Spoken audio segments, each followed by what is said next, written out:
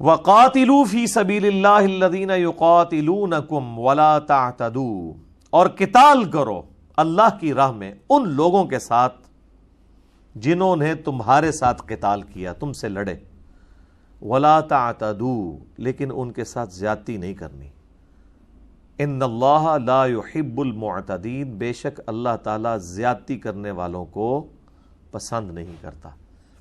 یہ جو اکثر بتایا جاتا ہے نا جی محبت اور جنگ میں سب کچھ جائز ہے، یہ بھی اس کے خلاف ہے یہ آیت، کہ جنگ میں بھی سب کچھ جائز نہیں ہے، ایک خاص لیول تک آپ جا سکتے ہیں، اس سے آگے نہیں۔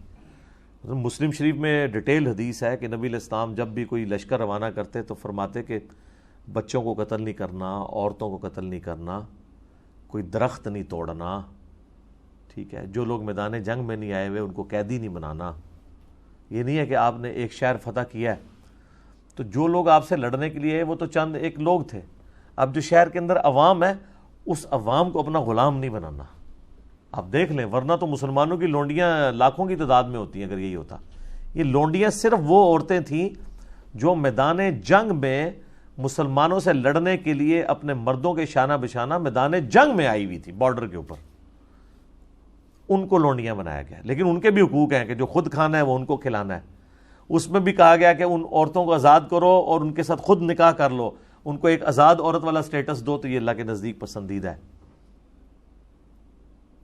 باقی جو اپنے علاقوں میں لوگ رہ رہے ہیں، نہ وہ غلام بنائے جائیں گے، نہ ان کی عورتیں لونڈیاں بنائی جائیں گی، صرف یہ ہوگا کہ وہ جزیہ دے کے رہیں گے، اور جزیہ ایک ٹیکس تھا جو وہ وصول کیا جاتا تھا مسلمانوں کی جانب سے، کافروں سے، اس کے اگینسٹ وہ ان کی حفاظت کرتے تھے، اور اگر کوئی علاقہ مسلمان خالی کرتے تھے تو وہ ان کو اس سال کا جزیہ واپس کر دیتے تھے کہ اب ہماری کوئی ذمہ داری نہیں، یہ اپنے جو 4 دینار ہیں، 4 سونے کے سکے سال میں دیے جاتے تھے، یہ پاس رکھو اپنے۔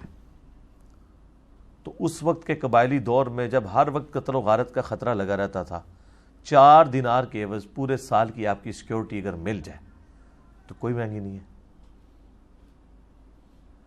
اور یہ کافروں سے جزیہ لیا جا رہا ہے، مسلمانوں سے بھی لیا جاتا تھا وہ زکوٰۃ، مسلمان بھی ٹیکس پے کر رہے ہوتے تھے۔ یہ نہیں ہے کہ مسلمان اسی طریقے سے جو ہے وہ، بلکہ آپ کو پتا عمر بن عبدالعزیز کے دور میں جب اسلام کی یعنی حدود پھیلنی شروع ہوئی اس اعتبار سے کہ لوگوں نے اسلام قبول کرنا شروع کر دیا، تو یعنی کچھ گورنروں کی جانب سے سیدنا عمر ابن عبدالعزیز کو یہ لکھا گیا خط کہ اگر اس طریقے سے تیزی سے لوگ مسلمان ہوتے رہے تو یہ تو ہمارے جزیے کی رقم ہی کم پڑ جائے گی۔ تو حضرت عمر بن عبدالعزیز بڑے ناراض ہوئے، انہوں نے کہا نبی علیہ السلام کو اللہ تعالیٰ نے کوئی ٹیکس کلیکٹر نہیں بنا کے بھیجا ہے، وہ اللہ کے پیغمبر ہیں، تو ہماری تو یہ کامیابی ہے کہ کوئی شخص اسلام قبول کر لیتا ہے، بھلے اسی وجہ سے کر لے کہ وہ جزیے سے بچ جائے، لیکن اسلام میں جب آئے گا تو وہاں بھی اس کو زکوٰۃ تو دینی پڑے گی۔ لیکن اصل یہ وجہ نہیں تھی کہ وہ جزیے سے بچنا تھا۔ جزیہ کیا تھا؟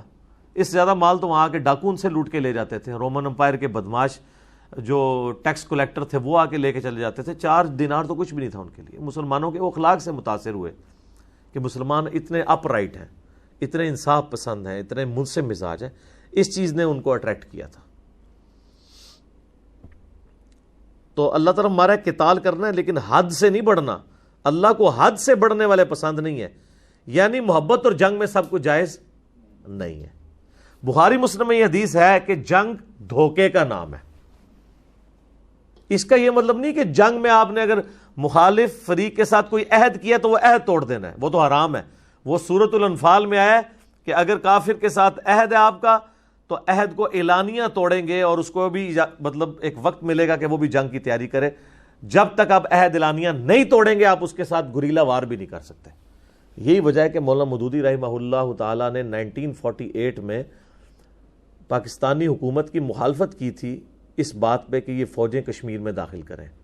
اس لیے نہیں کہ وہ کہتے تھے کہ انڈیا سے جہاد کرنا منع ہے، اس لیے کہ وہ یہ کہتے تھے کہ آپ ملکوں کی باؤنڈری میں بندھے ہوئے ہیں اور آپ اندر خانے تو فوجیں داخل کریں اور اوپر امن کا معاہدہ چل رہا ہو، یہ غلط ہے۔ آپ اعلانیہ جنگ ڈکلیئر کریں کہ آپ ہمارے دشمن ہو، جنگ کے لیے تیار ہو جاؤ، تو بالکل یہ ٹھیک ہے۔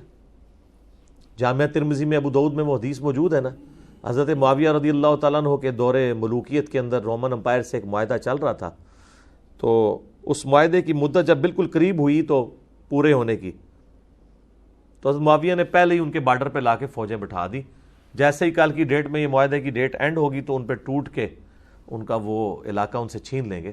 تو وہاں پہ ایک صحابی جو تھے سیدنا عباسہ رضی اللہ تعالیٰ عنہ علیہ السلام، وہ گھوڑے کو ایڑی لگاتے ہوئے تو مسلمانوں کی فوج میں سے نکل کے بارڈر پہ سامنے آگے کھڑے ہو گئے کہ میں تمہیں یہ کام نہیں کرنے دوں گا، کیونکہ رسول اللہ سے میں نے سنا تھا جس قوم سے تمہارا معاہدہ ہو جب تک اس معاہدے کو اعلانیہ ختم نہ کرو اس طرح ان پہ عمل نہیں کر سکتے.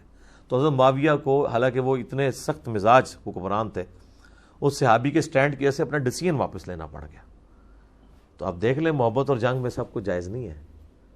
جنگ دھوکے کا نام ہے. مراد یہ کہ جنگ میں آپ توریہ کر سکتے ہیں، جھوٹ بول سکتے ہیں اپنی جان بچانے کے لیے، جو سورۃ النحل کی آیت نمبر 106 میں ہے، زندگی موت کی کشمکش بنے تو آپ جھوٹ بھی بول سکتے ہیں. آپ سور کا گوشت بھی کھا سکتے ہیں، مردار بھی کھا سکتے ہیں، غیر اللہ کے نام پہ ذبح کی ہوئی چیز بھی کھا سکتے ہیں، اور بہتا ہوا لہو بھی کھا سکتے ہیں. چاروں چیزیں جو منع ہے ایز اے لاسٹ ریزارٹ.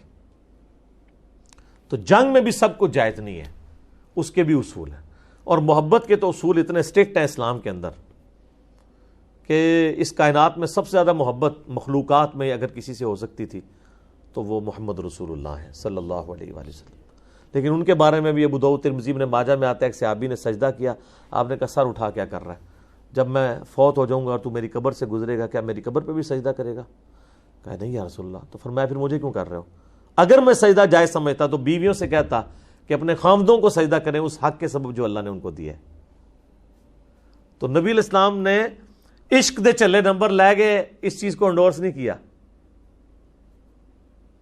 بلکہ عقل والی جو روش ہے اس کو سپورٹ کیا. صحیح بخاری میں آتا ہے کہ صلح حدیبیہ کا معاہدہ لکھا جا چکا تھا، اور اسی دوران وہ جو معاہدہ لکھنے والا ہے نا سہیل ابن عمر، وہ مسلمان اس کا بیٹا ہو چکا ہوا تھا، وہ خود کافر تھا، ابو جندل، اور وہ اپنے باپ کی بیڑیاں چھڑوا کے تو وہیں پہ پہنچ گیا مسلمانوں کے اس معاہدے کے دوران. حالانکہ اس وقت یہ تو ایک سمجھ لیں بونس کے طور پہ اسے لیا جا سکتا تھا، لیکن حضور نے کہا کہ نہیں ابو جندل صبر کرو، معاہدہ لکھا جا چکا ہے. حالانکہ وہ ٹرانزیشن پیریڈ تھی، وہ تو طے ہوا تھا کہ اگر کافروں کی طرف سے کوئی مسلمان ہو کر مسلمانوں کے پاس آیا تو واپس کیا جائے گا. تو وہ جب معاہدہ لکھ رہے تھے وہ اس کے بعد تو مسلمان کو ہو کے نہیں آیا تھا، وہ تو پہلے کا مسلمان تھا، وہ تو اس دوران ہی آ گیا تھا. اگر ٹیکنیکلی دیکھا جائے وہ اس معاہدے میں لائن نہیں کرتا تھا، لیکن حضور علیہ السلام اتنے اپ رائٹ تھے کہ کسی دور کے درجے میں بھی میرے اوپر یہ الزام نہ لگے کہ یہ عہد کی پاسداری کرنے والے نہیں ہیں. کیونکہ قرآن میں سورہ بنی اسرائیل میں 10 کمانڈمنٹس میں آیا کہ عہد کی پاسداری کرو، تم سے عہد کے بارے میں پوچھا جائے گا. اور مسند احمد کی حدیث ہے کہ جو عہد پورا نہیں کرتا اس کا کوئی دین ہی نہیں ہے. تو نبی علیہ السلام نے جنگ میں بھی خیال رکھا، ابو جندل کو سہیل ابن عمر کے حوالے کر دیا. حالانکہ صحابہ کو اس وقت بڑا غصہ آ رہا تھا کہ یہ ظالم شخص جو ہے وہ اس کے ساتھ جا کے یہ کچھ کرے گا، لیکن ظاہر ہے صحابہ تو سمعنا وأطعنا، یا رسول اللہ جو آپ نے کہا مان لیا. ٹھیک ہے، اذانیں شروع ہوگی انشاءاللہ، بقیہ کی کلاس اذان کے وقفے کے بعد انشاءاللہ.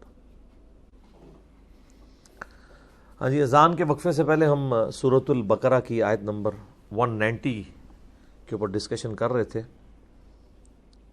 اور اللہ تبارک و تعالیٰ نے قتال کے حوالے سے کچھ گائیڈ لائنز مسلمانوں کو دی ہیں کہ ایک لمٹ کو آپ نے کراس نہیں کرنا.